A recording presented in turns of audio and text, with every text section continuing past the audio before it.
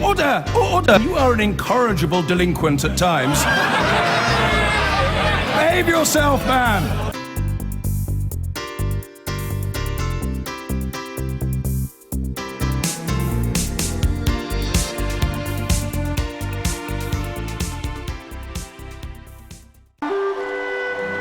You know, my dad used to have an expression. He said, it's a lucky person gets up in the morning, puts both feet in the floor, knows what they're about to do, and thinks it still matters. For over 40 years, Joe Biden has had the courage to speak out and lead on the toughest issues facing America. When I wrote the Violence Against Women Act back in 1989, I think people, although they cared about it, thought maybe there's not much we can do about it. But he saw an injustice too great to ignore. Violence against women was a moral stain on the conscience of a nation. We created a civil cause of action to empower women who are abused in this country. For millions of women, the Violence Against Women Act has provided protection, support, and the ability to rebuild their lives. Apartheid in South Africa offended everything we stood for as a nation, but America was slow to act. I'm ashamed of the lack of moral backbone to this policy. These people are dying. You feel frustration, they're dying. They're being shot. They're lining up, they're shooting children. Our loyalty is not to South Africa, it's to South Africans. Genocide in Bosnia challenged the world. Joe Biden spoke out. What's going on is an atrocity. This guy's a thug, a war criminal. It's truly a shame what we're allowing to happen. We're acting collectively as the free world like cowards. In the 1990s, the NRA threatened anyone who crossed them. Joe Biden took them on. We will not step back from the commitment we have made to the American people to give them safe streets, safe homes, and safe schools. That's why we fought the gun lobby and passed a ban on assault weapons. It's the kind of courage we need today in Congress to stand up to the NRA. When the freedom to love who you choose was being denied by our own government, Joe Biden said, no more. And what this is all about is a simple proposition. Who do you love? Who do you love? And will you be loyal to the person you love? And that's what people are finding out is what all marriages at their root are about. Whether they're marriages of lesbians or gay men or heterosexuals. It's over. The long constitutional debate on whether gay couples have a constitutional right to marry is over, and the answer is yes. For Joe Biden, the one sacred obligation of a nation is to those who have served. The veterans of America are not only the heart and soul, but you are the very spine of this nation, who have served and sacrificed for all of us. And for those military families who have lost loved ones, who have sacrificed the most, he's offered hope. There will come a day when the thought of your son or daughter, or your husband or wife, brings a smile to your lips before it brings a tear to your eye. It will happen. My prayer for you is that day will come sooner or later. But the only thing I have more experience than you in is this. I'm telling you, it will come. I believe we need a moonshot in this country to cure cancer. It's personal.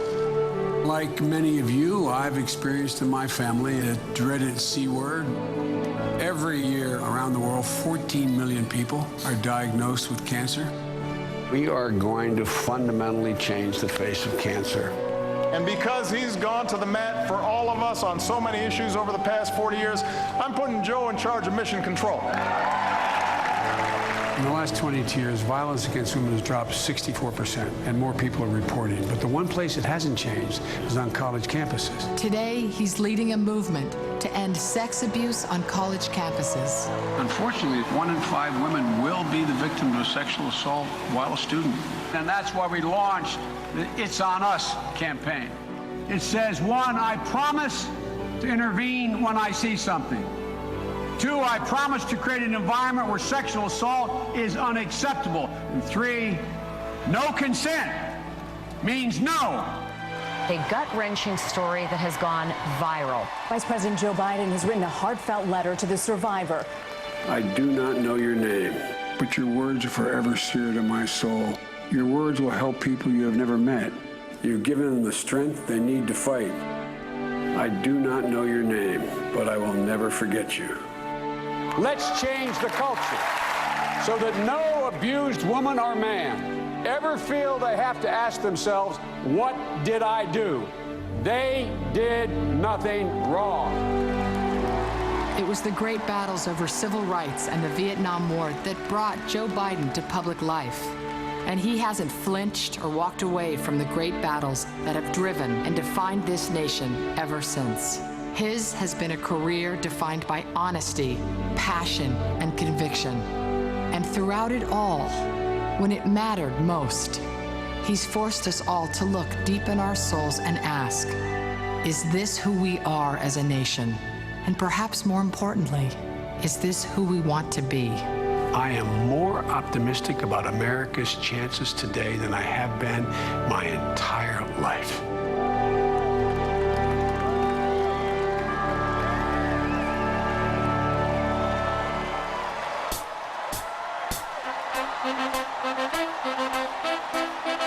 Ladies and gentlemen, please welcome the Vice President of the United States, Joe Biden.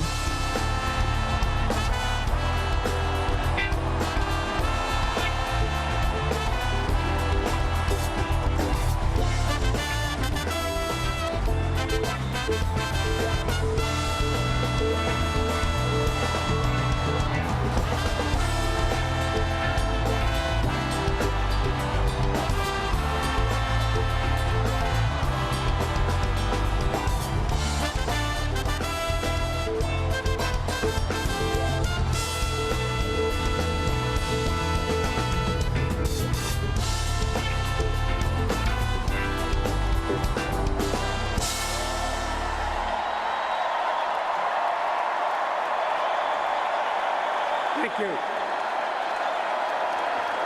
Thank you, thank you, thank you.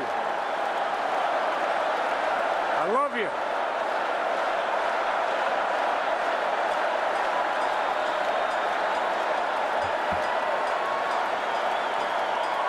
Ladies and gentlemen, thank you, thank you, thank you. I love you. Ladies and gentlemen, 8 years ago, I stood on a stage in Denver, and I accepted your nomination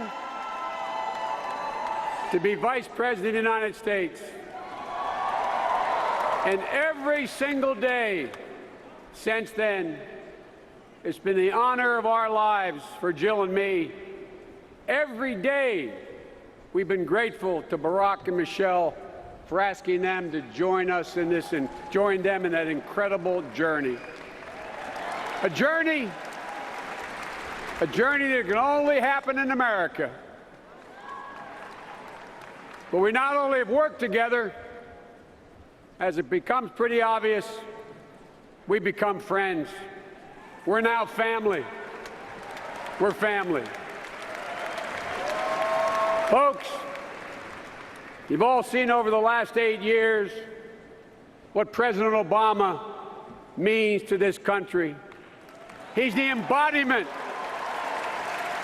He is the embodiment of honor, resolve, and character. One of the finest presidents we have ever had. That's right.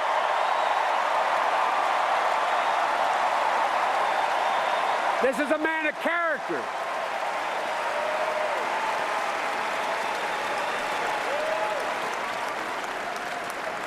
And he's become a brother to Jill and me. And Michelle, I don't know where you are, kid, but you're incredible. You are incredible.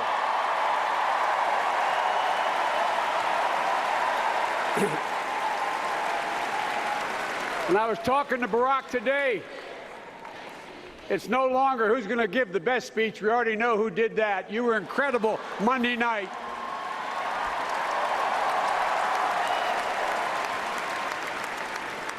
To the Delaware delegation, as they say in Southern Delaware,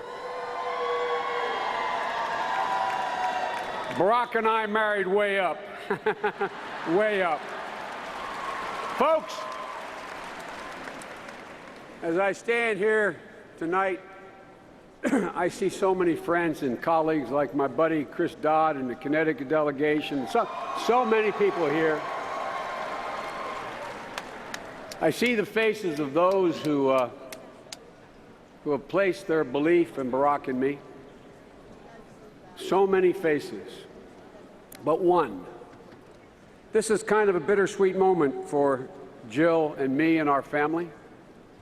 In 2008, when he was about to deploy to Iraq, and again in 2012, our son Beau introduced me to the country and placed my name in nomination. You got a glimpse. I know I sound like a dad, but you got a glimpse what an incredibly fine young man Beau was. Thank you.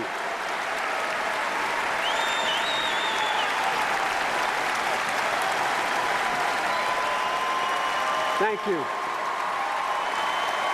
His wife, Hallie, and his 2 kids are here tonight.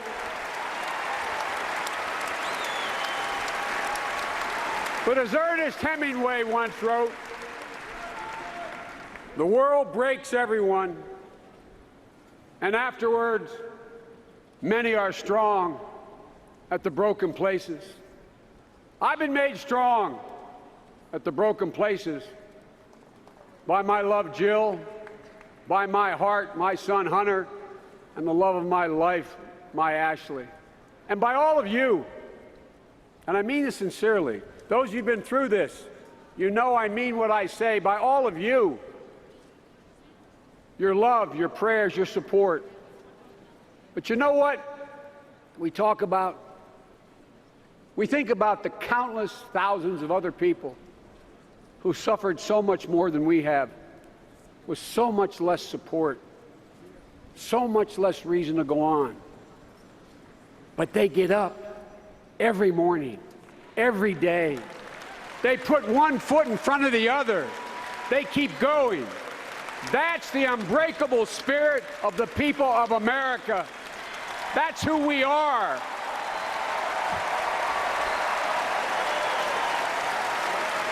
That's who we are.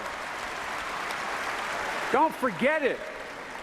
Like the people in the neighborhood that Jill and I grew up in. She in Willow Grove and my down in Wilmington and Claymont. The kid in Claymont with the most courage, who always jumped in when you were double teamed or your back was against the wall, who became a cop because he always wanted to help people. The middle daughter of 3 daughters, who always made her mother smile, who was a hero to her sisters, now a major in the United States Marine Corps because, Mr. President, I wanted to serve my country. The teachers who Jill knows and so many of you know, who take money out of their own pockets to buy pencils and notebooks for the students who can't afford them. Why? Why? Because being a teacher is not what they do, it's who they are.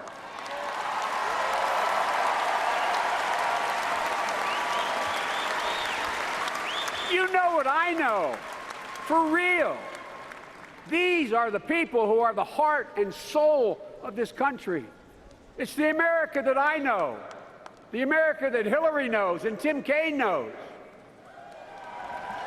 You know, I've known Hillary for well over 30 years. Before she was First Lady of the United States, when she became First Lady, we served together in the United States Senate, and during her years as Secretary of State, once a week, we had breakfast in my home the vice president's residence. Everybody knows she's smart. Everybody knows she's tough. But I know what she's passionate about. I know Hillary. Hillary understands. Hillary gets it. Hillary understands that college loan is about a lot more than getting a qualified student education. It's about saving the mom and the dad from the indignity of having to look at their talented child and say, Sonny, honey, I'm so sorry. The bank wouldn't lend me the money. I can't help you to get to school. I know that about Hillary. Hillary understood that for years, millions of people went to bed staring at the ceiling, thinking, oh my God, what if I get breast cancer or he has a heart attack? I will lose everything. What will we do then? I know about Hillary Clinton. Ladies and gentlemen,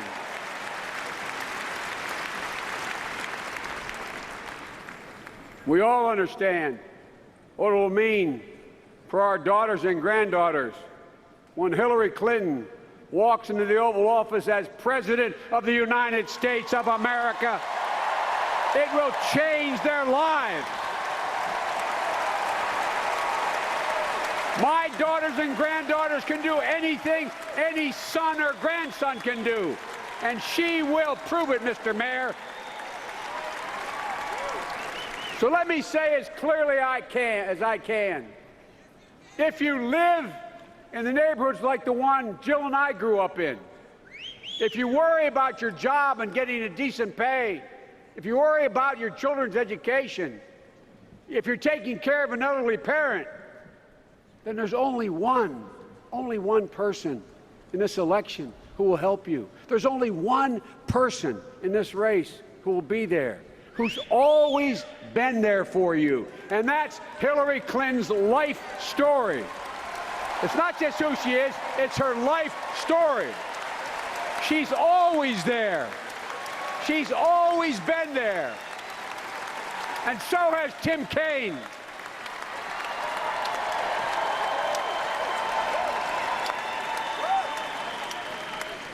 Ladies and gentlemen, to state the obvious, and I'm not trying to be a wise guy here, I really mean it. That's not Donald Trump's story. Just listen to me a second without booing or cheering. I mean this sincerely. We should really think about this. His cynicism is unbounded.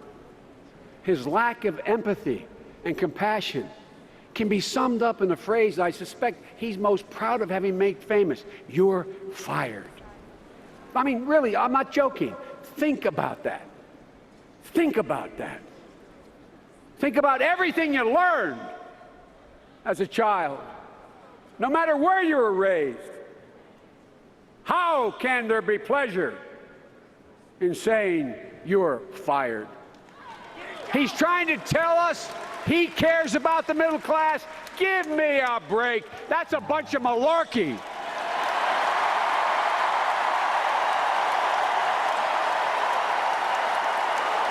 Tell you.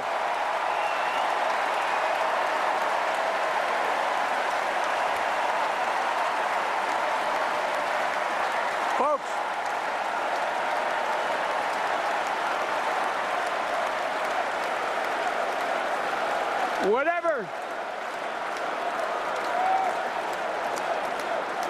whatever he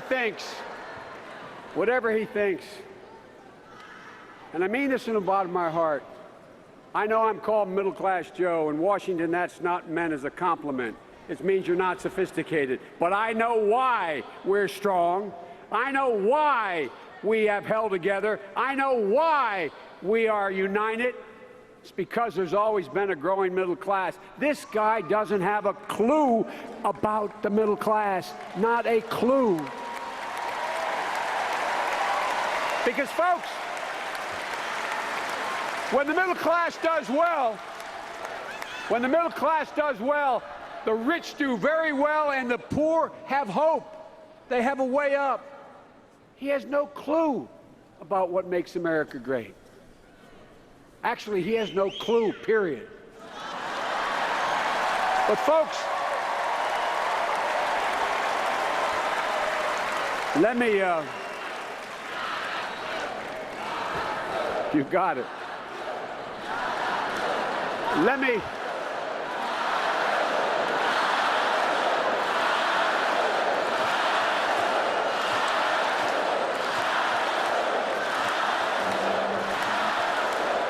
okay. But folks,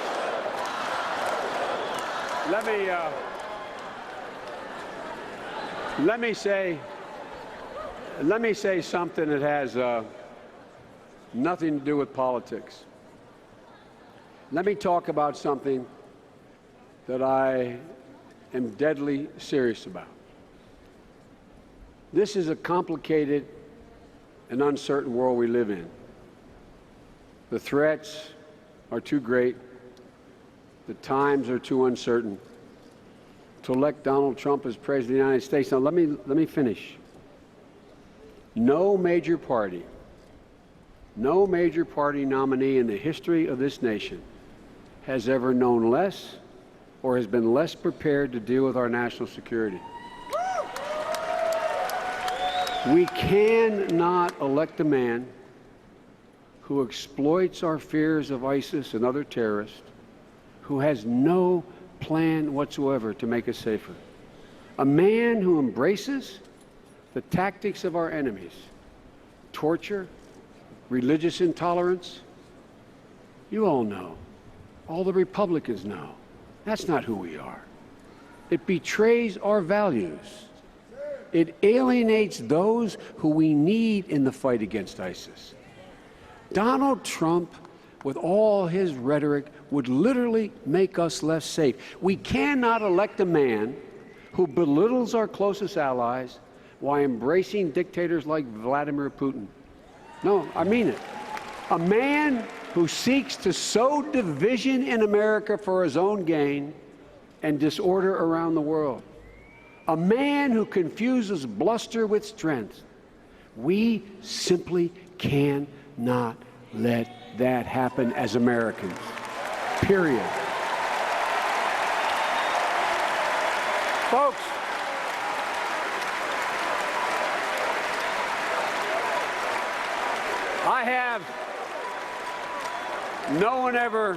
no one ever doubts I mean what I say. It's just that sometimes I say all that I mean.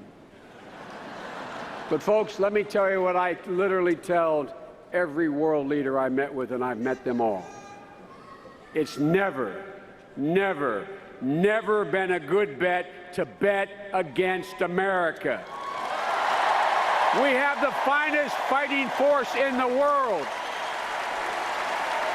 Not only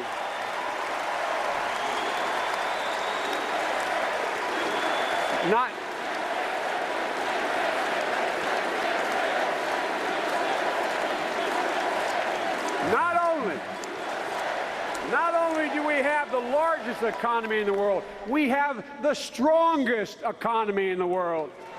We have the most productive workers in the world.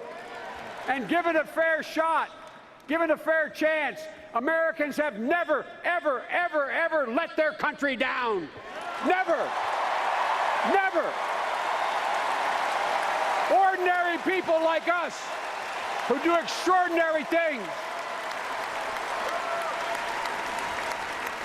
We've had candidates before who attempted to get elected by appealing to our fears, but they've never succeeded because we do not scare easily. We never bow. We never bend. We never break when confronted with crisis. No, we endure. We overcome, and we always, always, always move forward.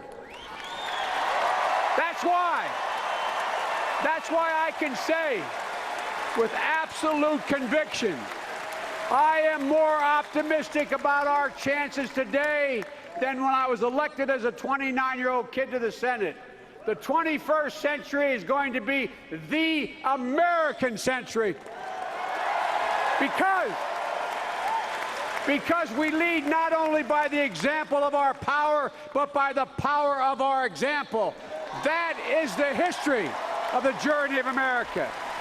And God willing, God willing, Hillary Clinton will write the next chapter in that journey. We are America, second to none, and we own the finish line. Don't forget it. God bless you all, and may God protect our troops. Come on. We're America.